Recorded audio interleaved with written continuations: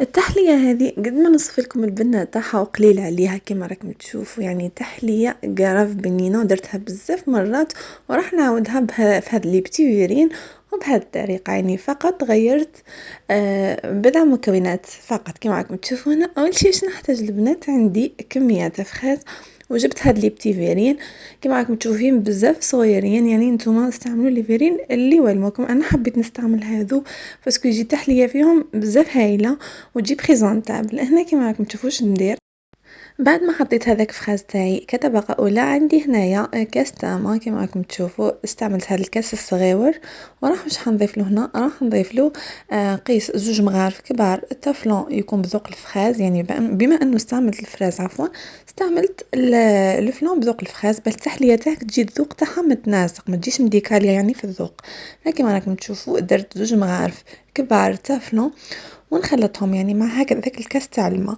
انا ما ضفتش السكر هنا، حطيتهم من فوق النار يغليو، يعني بعد ما غلا هذاك الخليط تاعك ونقص خلاه الحجم تاعو راح نحطوه فوق طبقه الفخاز باش يشد لي هذاك الفخاز وباش الطبقات ما يتخلطوليش مع بعضهم من بعد.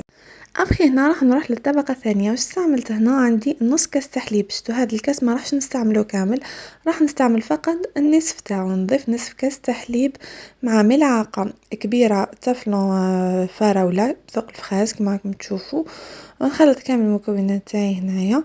من بعد واش راح نضيف لهم هنا؟ راح نضيف لهم لاروم تاع الفخاز وراح نضيف لهم قيس زوج مغارف كبار تاع نشا، وعندي ثاني قيس مغرفه كبيره تاع سكر. نخلط كامل المكونات تاعي هذو مع بعضهم كيما راكم تشوفوا هنا. يعني بعد ما ضفت كامل المكونات تاعي نخلطهم بارد في بارد، من بعد نحطهم من فوق النار حتى يغلي ويولي القوام تاعهم كريمي. هنا بعد ما ولا القوام تاعهم كريمي راح نديرهم كطبقه من فوق هذيك الطبقه تاع الفخاز كما راكم تشوفوا هنايا. من بعد واش راح ندير؟ عندي حبه تاع مندرين راح نقطعها دي مورسو صغار بهذا الحجم كما راكم تشوفوا.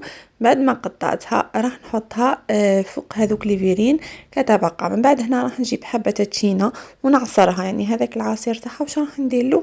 راح نحطه وراح نضيف له قيس نص كاس تحليب هذاك اللي خليته، يعني هذاك العصير تاع حبه البرتقال نضيف له نص كاس تحليب مع زوج مغارف كبار تاع نشا، ونضيف له هنايا ملعقه تاع سكر فقط كما راكم تشوفوا هنا. ونخلط كامل المكونات تاعي مع بعضهم بهذه الطريقه. وراح نضيف لهم لاروم تاع التشينا. لاروم يقعد اختياري، اذا ما يتوفرش عندك ما تستعمليهش، تقدري تعوضيه بلاروم تاع القارص ولا تستغني عليه يعني كومبليتمون. تحطيه من فوق النار وتقعدي تحركي فيهم حتى يولي القوام تاعك هذاك كريمي بنفس الطريقه تاع الطبقه الثانيه. من بعد هنا كما راكم تشوفوا راح نديرهم من فوق هذيك التشينا تاعي. بعد ما بخيسيتها هكا بيان باش تترص من فوق بعضها، حطيت هذيك الطبقه تاع الكريمه كما راكم تشوفوا.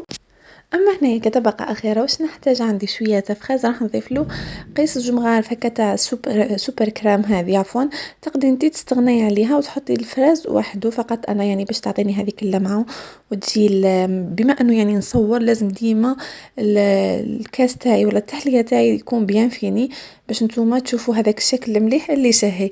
بالك نتوما حبيتوا تستغناو عليها استغناو عليها حبوباتي. انا راح نديرها كطبقه اخيره كما راكم تشوفوا. بالنسبه للتزيين حطيت حبيبات فخاز. انتي حبيبتي تقدري تخليهم كيما هكاك. هذه التحليه تاعنا لنهار اليوم تحليه صيفيه بامتياز. البنات توالم بزاف شهر رمضان، وللناس اللي تحب التحليات الفواكه هذه التحليه سوفغارديوها عندكم، يعني راح تحتاجوها بالبزاف. وصلنا لنهايه لا فيديو حبوباتي. اذا عجبتكم لا فيديو ما تنساوش تعملوني بجام او كومنتار شباب كيما نتوما. انا معليا غير نقول لكم اتهلاو في روحتيكم. الى فيديو مقبل ان شاء الله.